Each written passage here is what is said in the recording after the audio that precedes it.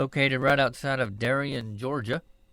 And I think you'll really enjoy this. It's a good look at an outpost that was created by the British Empire to extend England's claims in the early colonies. And of course, it was built here during the reign of King George.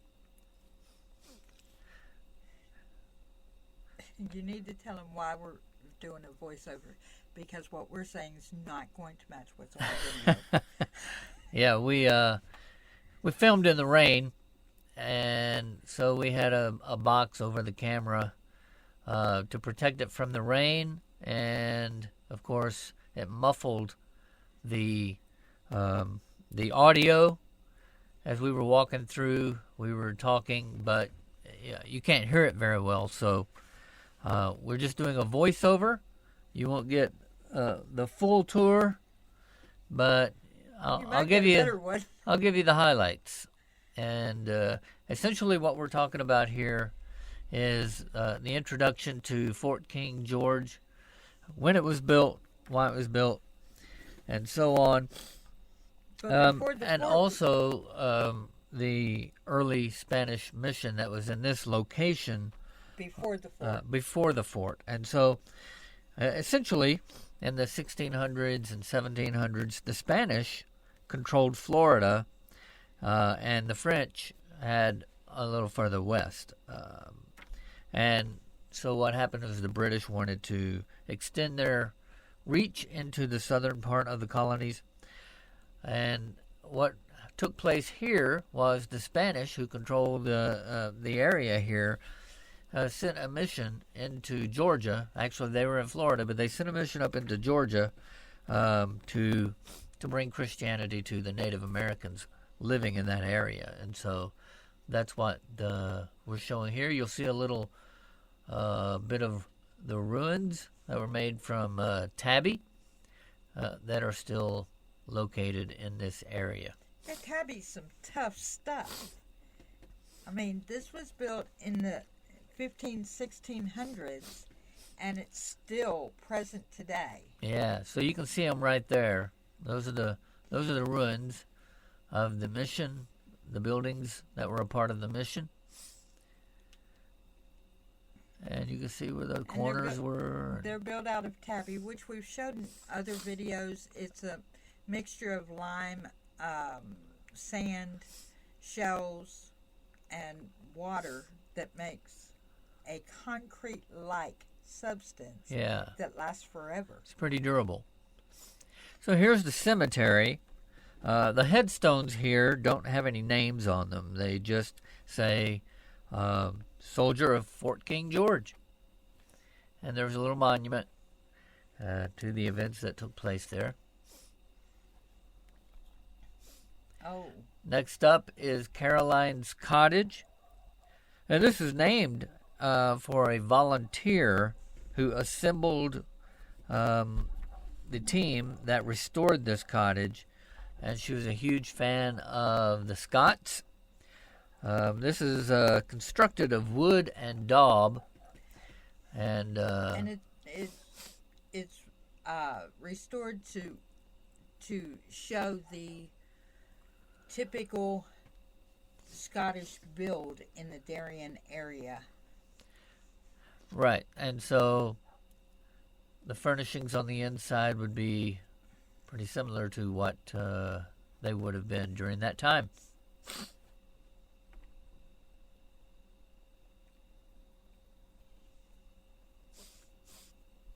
And there's a look at the cottage from across the marsh. Yeah.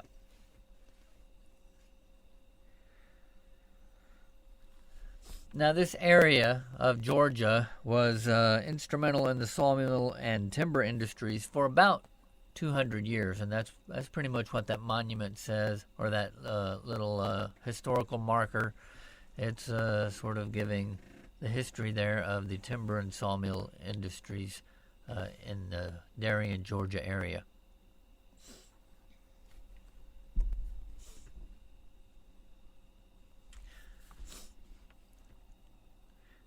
Next, we're going to take a look at an Indian roundhouse built by a nomadic tribe of Native Americans.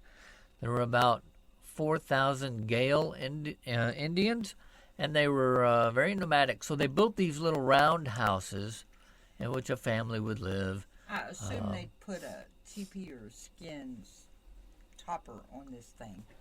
Yeah, but I don't know. But this is the ruins of the round house made of that daub material. Stick and daub. Yeah, stick and daub, and they would move from one to another. Right. So Fort King George was built in 1721 by Colonel John Bardwell of South Carolina. So that's basically what the historical marker says. And so we're walking up to the fort. I bet there's alligators in there. I just didn't see them that day. We didn't see them that day, but now the fort had a moat, and there it is. It's not the huge moat that you see on TV with the drawbridge and all of that, but they had a moat. And what we'll do here is we'll walk around this, we'll walk across the bridge. There's a bank right there. Yep, and there's a bank with a wall. And this is how they would have defended the fort. You can see some steps that lead up to a swivel gun with a tall wall. And that wall would have provided cover for whoever was manning the swivel gun behind that wall. And you can see I'll do a little swivel there. Yep. I'm still sure you weren't supposed to be touching. There were no signs saying do not touch, so I pretended to be a soldier. Now we're going to take a look at the blockhouse, which stood there right at the front of the fort, and it was used to, supply gunpowder and other supplies. To store it. Yeah, to store. What did I say? You said to supply. It's to Yeah. store Oh, the yeah. gunpowder. Yeah. It was to store the gunpowder and other supplies. And you can see the little holes up there. They could soldiers could fire their guns through those holes if they needed to defend the fort. And we'll go up inside here and have a look around. You'll see some cannons in here, some big guns. Those, of course, were very handy in defending the fort if needed to be. And it's a pretty good sized building here. There's a downstairs area. That's where the gunpowder and munitions would be stored. That's where the gunpowder would be stored. There's an upstairs area.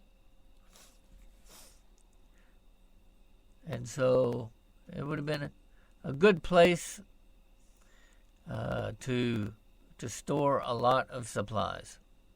You look through the little peephole, you can see the back part of the fort.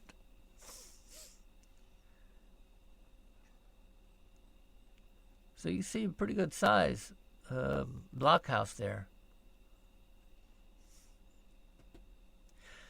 So we'll walk around the fort, and you'll see the commander's quarters. First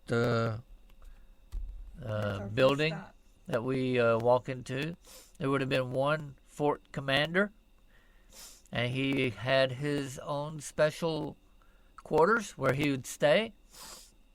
He had fireplace there, and a bookshelf, chairs, in case he was entertaining some of his officers or whatever.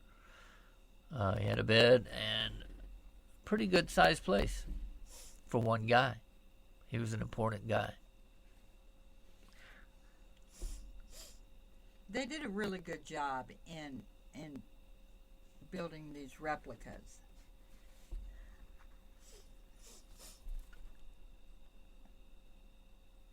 Evidently, we liked it in that building. There weren't no mayflies.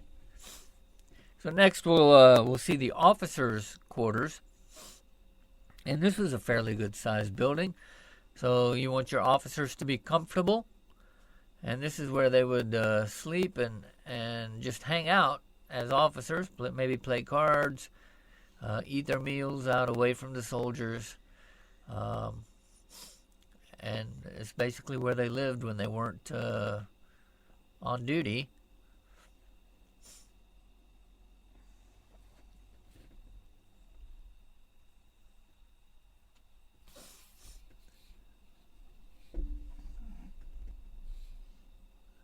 So you can see the tables. They may play cards at the small tables or whatever. Next, we'll go into a lean-to hut, and you'll see it right there. And it was built for the laborers who built the fort, and then later on, it served as a living quarters for NCOs, non-commissioned officers. There's several of them on the site. Yeah, there are 3 or 4 of them on the site. So it looks small, but there may be 2 or 3 in a building. Then there's the make and brew house, and it was made for baking bread and brewing beverages, such as tea and beer and ale, whatever.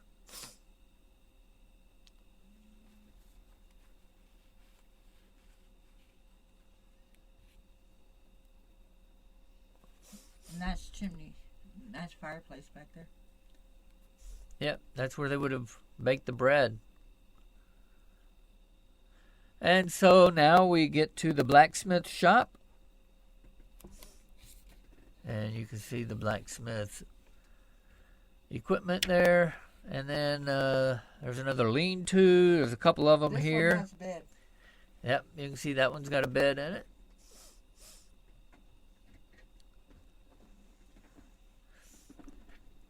And then we come to the wood shop. And you can see the tools, and there's another lean-to we walked by, but it's closed. So there's a wood shop. You can see the blocks of wood laying there, some equipment and tools, and a boat. This is a nice replica of what the boat may look like. So if they had to transport goods across the river, or go fishing for food, or just scout out the area. There's a privy, what we would call an outhouse. It's a 4-seater. Yep, we'll take a look inside. Soldiers could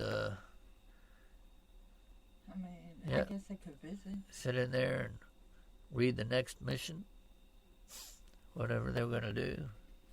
Talk to Mother Nature. The camera got foggy. Yeah, and there's cannons all throughout the fort here, so you want those close to the outside perimeters where you can defend the fort if you need to. This is the back gate. Yeah, there's a back gate there. We'll go through that here in a little bit. But there is the enlisted soldiers' quarters, and it would hold about 100 soldiers. But the fort probably had a couple of hundred. So they would do shifts. So one shift would be sleeping or hanging out, waiting for their shift to begin. Most likely they did 12-hour shifts. Or maybe they did 24-hour shifts. But if you were off duty, you would be in your barracks, reading, sleeping, grabbing a meal, talking to other soldiers while your counterparts were out doing their duty. And we're going through that back gate. Here's the sign. The alligators are present. It says present. alligators, but we didn't see any alligators. So we stand there and have a discussion about the alligators. And the mayflies. And the mayflies. Mayflies are no joke. And the bridge. It's a dock. Yeah, the dock, yeah, not a bridge. Yep, and the mayflies were pretty aggressive. They are the biting flies.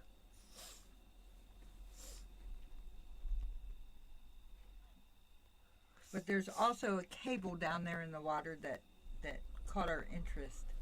But that that river is, it's part of the transport system. They could get goods, but they could also be attacked from that river. And that wall there is sloped. It's a defense mechanism. Anyone trying to climb over that would probably get shot before they made it to the top.